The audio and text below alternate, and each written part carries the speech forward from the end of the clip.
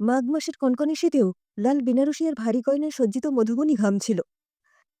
বিনবিনে ঘাম জমছে মুখে, ঠান্ডা হয়ে আসছে হাত পা। আর একটু পরেই জীবনে চরমতম সুখের নাকি কঠিনতম দিন। ওকে ঘিরে বন্ধুরা, ননদ, বৌদিদের দল।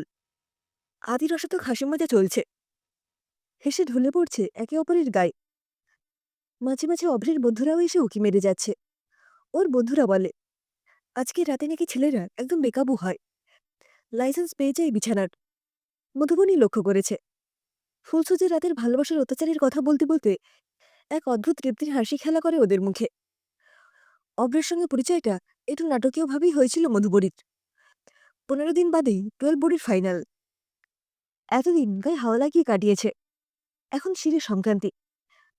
তাই আদা জল খেয়ে উঠে পড়ে লেগেছে। টেবিল ভর্তি ছড়ানো বই খাতাপত্র, শুধু মাথা চুল ছেঁড়া বাকি। সেদিন মা দুধের গ্লাস সবে রেখেছেন টেবিলে, ঝনঝন ঝনাত। জানালার কাজ ভেঙে একটা ক্রিকেট বল টপা খেল টেবিলে। দুধের গ্লাস গড়িয়ে গেল টেবিলে ছড়ানো বই খাতায়, ভিজে দিয়ে নামলো মেঝেতে। গড়াতে গড়াতে সোজা আলমারির নিচে। দেওয়ালে ধাক্কা খেয়ে ফেরত এলো মধুবনীর পায়ের কাছে। পুরো ঘটনাটা ঘটতে ঠিক 15 সেকেন্ড লেগেছিল বোধহয়। ঘটনার আকস্মিকতায় স্তম্ভিত মধুবনীর মা। বলটা হাতে নিয়ে মধুবনী উঠে দাঁড়ালো। পড়ার টেনশনে উস্কো খুস্কো চুল, কিছুটা দুধ পড়ে স্কার্টটা ভিজেছে। বুনি, দাঁড়া, কথা শোন। বাইরে যাওয়ার জন্য মেন ডোর খুলল। প্রমাদ গুললেন মা। মেয়ের মেজাজ তিনি জানেন, রাগলে স্বয়ং মা রণচণ্ডী। আর বুনি, সে ততক্ষণই রাস্তায়। দূর থেকে দেখল গলির মোড়ে ইট দিয়ে বানানো অস্থায়ী উইকেট। তার সামনে দুপা ক্রস করে হাতে ব্যাটটা কাঁধে রেখে দাঁড়িয়ে একলা একটা ছেলে। বাকিরা পালিয়েছে। এক মাথায় এলোমেলো চুল, ছুচলো চিবুকে হালকা দাড়ি, ঠিক যেন বিরাট কোহলি। কেন যেন বুকের ভেতর ঝমঝমিয়ে বাজল শাহরুখ খানের ম্যান্ডোলিন। তুঝে দেখা তো জানা হে সনম। দ্রুত নিজেকে সামলে হাত ঘুরিয়ে বলটা ছুঁড়ে মারল ছেলেটাকে লক্ষ্য করে। মধুবনী নিজের স্কুলের মহিলা ক্রিকেট টিমের ফার্স্ট বোলার। ওকে অবাক করে দিয়ে ছেলেটা এক পা এগিয়ে এসে সপারে ব্যাট চালালো। বিস্ফারিত বুনির চোখের সামনে দিয়ে শূন্যে উড়ে গেল বলটা। শিক্ষার চিৎকারে ছুটে এলো লুকোনো ছেলেগুলো। বগলে ব্যাট নিয়ে চলে যেতে গিয়েও ফিরে তাকালো সেই ছেলে। শুধু তার ঠোঁটের কোণে লেগে থাকা অবজ্ঞার হাসিটা আগুন জ্বালিয়ে দিল বুকের ভেতর ঘরে। দূরে দূরে বুকে দরজায় দাঁড়িয়েছিলেন মা। ধমধম করে বাথরুমে ঢুকে শাওয়ার চালালো মধুবনী। মটকা পুরো গরম। বাথরুম থেকে দাদা আর বাবার গলা পাচ্ছিল। মাথা মুছে ড্রয়িং রুমে ঢুকতেই হো হো করে হেসে উঠল দাদা। কি রে বুনি, দিল তো তোর অহংকার ঘুচিয়ে? চিনতে পেরেছিস ছেলেটাকে? আরে, বেঙ্গল রেঞ্জি টিমের নতুন সেন্সেশন, অভ্র গাঙ্গুলি। খুব শিগগির ইন্ডিয়া টিমে চান্স পাবে, দেখে নিস। সিলেক্টরদের নজরে আছে। গম্ভীর গলায় বলল, ও এই পাড়ায় কি করছে তুই জানিস না? ওর বাবা অশেষ গাঙ্গুলি ড্রিমস আনলিমিটেড বিল্ডিংয়ের 12 তলায় ফ্ল্যাট কিনেছেন। উনি নিজেও বেঙ্গলের হয়ে রঞ্জি খেলেছেন। বাবা, তুমি কি অশেষ গাঙ্গুলিকে চেনো? বাবা সম্মতির মাথা নাড়লেন। চিনতাম বই কি, আমরা দুজনেই সেন্ট জেভিয়ার্সের স্টুডেন্ট, একই ক্লাসে পড়তাম।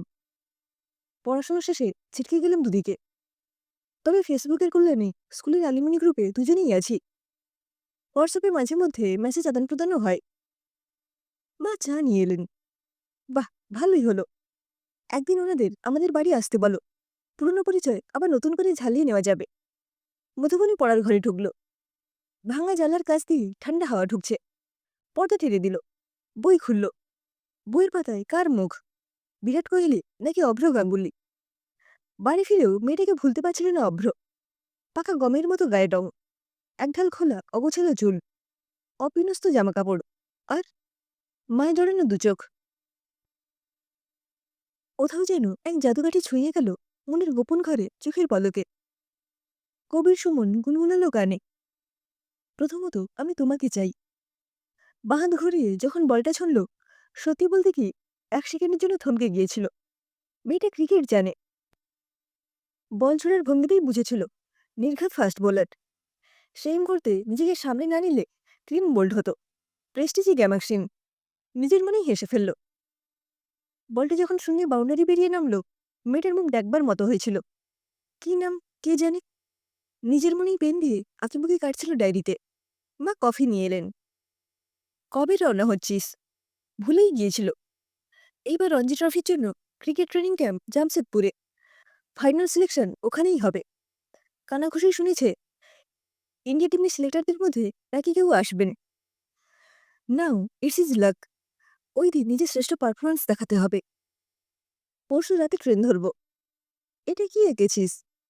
অন্যমনস্কভাবে পেনের আঁচড়ে আঁকা হয়েছে দুটো চোখ, যেন জল থই থই ভালোবাসার নদী। দ্রুত হাতে চাপা দিল। কিছু না, খেতে দাও।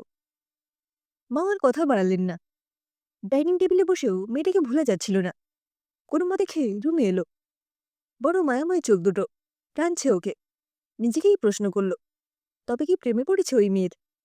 পরে দুদিন অত উঁচু থেকে ঠিক বোঝা যায় না, তবুও তৃষিত চোখে ব্যালকনিতেই বসে রইল অভ্র। যদি নজরে পড়ে মেয়েটাকে, একটিবারও যদি বলা যেত তাকে, শুনছ ওগো কাজল চোখের মেয়ে, এই শহরে একটা বুকে তোমার নামে সকাল দুপুর সন্ধে নামে। মোটামুটি ভালো হলো পরীক্ষা মধুবনীর। টেনশনে প্রায় ভুলেই গিয়েছিল অভ্র গাঙ্গুলিকে। রাস্তায় আসতে যেতেও তাকে চোখে পড়েনি। তবুও ওদের বিল্ডিংয়ের সামনে এসে অজান্তেই চোখ গেছে 12 তলায়। হাঁটার গতি কমেছে। অত উঁচুতে কাউকেই দেখা যায় না। শুধু ফোড়ার মতন ব্যথা টনটনে বুকে। পরীক্ষার পর দিন সকালে ঘুম ভাঙতেই ফুরফুরে মন। ভুলেই গিয়েছিল আজ পঞ্চমী। আকাশে খেলে বেড়াচ্ছে সাদা তুলোর মতো পেঁচা পেঁচা মেঘ। সোনা রঙের রোদুর ঝকমক করছে চারিদিকে। দিয়াকে ফোন লাগালো। চল কোথাও সবাই মিট করি। দিয়া লাফালো। রাজি। ফোনাফোনি শুরু। শেষ অবধি ডেস্টিনেশন ঠিক হলো ইনঅরবিট মলের সিসিডিতে। বিকেল 5টায়। মধুবনী আজ পড়েছে ডার্ক ম্যাজেন্টা রঙের শিফন শাড়ি, সিল্কি খোলা চুল, কানে এককুচি হিরে আর ম্যাজেন্টা লিপস্টিক। ওলা থেকে নামতেই বন্ধুরা হৈ হৈ করে উঠল। দীপ্ত তো বলেই ফেলল, হাই মারা ডালা। মৌপিয়া চিমটি কাটল। কি মাঞ্জা দিয়েছিস মাইরি, কাকে ঘায়েল করবি? সবাই মিলে হ্যাঁ হ্যাঁ হি হি করতে করতে সিসিডিতে ঢুকেই স্টিল হয়ে গেল মধুবনী।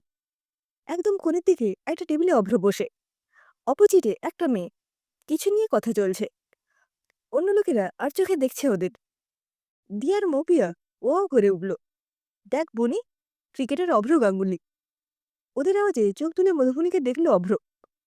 হাত বাড়ালো, হাই আমি অভ্র, তোমার বন্ধু হতে পারি? এতটাই অবাক হলো মধুবনী যে হামু বন্ধ করতে ভুলে গেল। দিয়া পরিচয় করালো, আমি দিয়া, আর এই আমাদের বন্ধু মধুবনী মিত্র। মধুবনীর পেছনে তখন অদৃশ্য ভায়োলিন বেজে চলেছে। মেয়েটা মানে মধুবনীর সঙ্গে আচমকা এইভাবে দেখা হয়ে যাবে স্বপ্নেও ভাবেনি অভ্র। ট্রেনিং থেকে ফিরে রিল্যাক্স মুডে ছিল। যদিও প্রতি রাতে ঘুমবার সময় চালিয়েছে সেই দু চোখ। দ্বিতীয়ত আমি তোমাকে চাই। রঞ্জি টিমে সিলেক্ট হওয়া ছাড়াও বাতাসে খবর উঠছে ওর ব্যাটিং দেখে ইমপ্রেসড হয়েছেন সিলেক্টর। হয়তো অস্ট্রেলিয়ার বিরুদ্ধে ওয়ানডে টিমে ডাক পেতে পারে। তাই সেদিন রাজন্যা ওর মাস্তুতো বোন যখন কফির আমন্ত্রণ জানালো মানা করেনি। একটু গায়ে হাওয়া লাগিয়ে আসা যেতেই পারে। তারপর মীরাকে লাজও ঘটে। এরপর ইচ্ছে করেই মাঝে মাঝে দুজনের দেখা হতে লাগলো। অন্ধকার সিনেমা হলে, লং ড্রাইভে, কিংবা প্রিয় বন্ধুর বাড়িতে। ফোন নাম্বারও এক্সচেঞ্জ হলো। সবাইকে লুকিয়ে কখনো কখনো অভ্রের উষ্ণ ঠোঁট ছুঁয়ে যেতে লাগলো মধুবনীর ভিজা ঠোঁট। একে অপরের ভালো লাগা মন্দ লাগা জানল।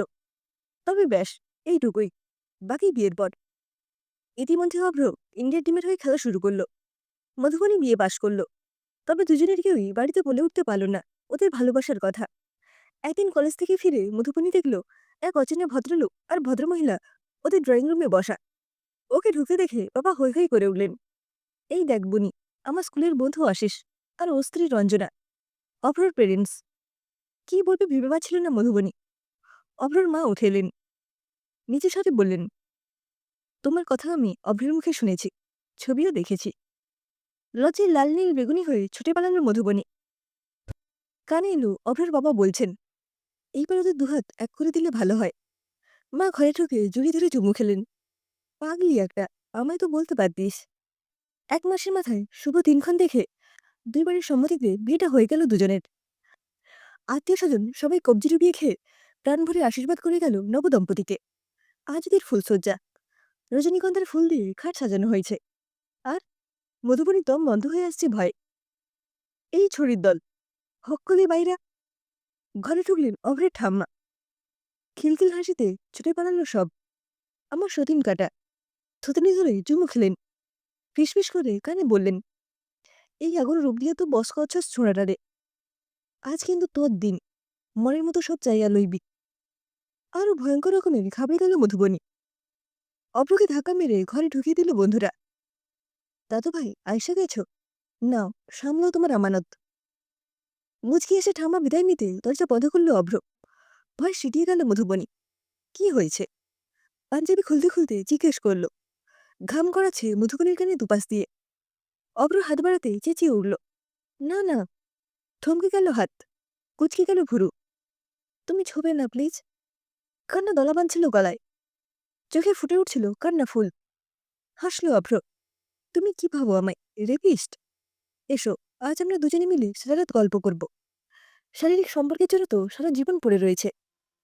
যেদিন তুমি নিজের ইচ্ছাতে আমার কাছে আসবে, সত্যিকারের ফুলসজ্জা সেই দিন হবে। যাও, ভারী শাড়িটা চেঞ্জ করে ফ্রেশ হয়ে এসো। আহ, একটা ভারী পাথর নেমে গেল বুক থেকে। গল্প করতে করতে কখন চোখ লেগে গেছে দুজনের। ভোর হয়ে এসেছে প্রায়। চোখ খুলল মধুবনী। দেখল ঘুমন্ত অভ্রকে। একটু ফাঁক হয়েছে ঠোঁট। পাঞ্জাবিটা পেটের উপর উঠেছে। বাঁ পাটা কোলবালিশের উপরে উঠিয়ে কেতরে শুয়ে। হালকা নাক ডাকছে, একদম শিশুর মতো। কেন জানি না খুব মায়া হলো। আলতো চুমু খেল ঠোঁটে। মাথা রাখল বুকে। ভরসার, বিশ্বাসে, নির্ভরতার। বন্ধ চোখেই ওকে দুহাতে জড়িয়ে নিল অভ্র। আত্মসমর্পণে যে এত আনন্দ আজ প্রথম জানল মধুবনী। বিছানায় ছড়ানো ফুলগুলো দলিত মথিত হতে লাগলো। একটু একটু করে নিরাভরণ করতে লাগলো মধুবনীকে অভ্র। আর ভয় করল না। সিঁদুর মাখল মুখ। অভ্রের ঠোঁটটা বন্ধ করল মধুবনীর ঠোঁট। এই যে লোকের লোকারণ্য শহর। সকাল সন্ধ্যে ভিড়ভাড়টা জাগে। তবু এমন একলা লাগার মানে নিজের একটা মানুষ সবার লাগে।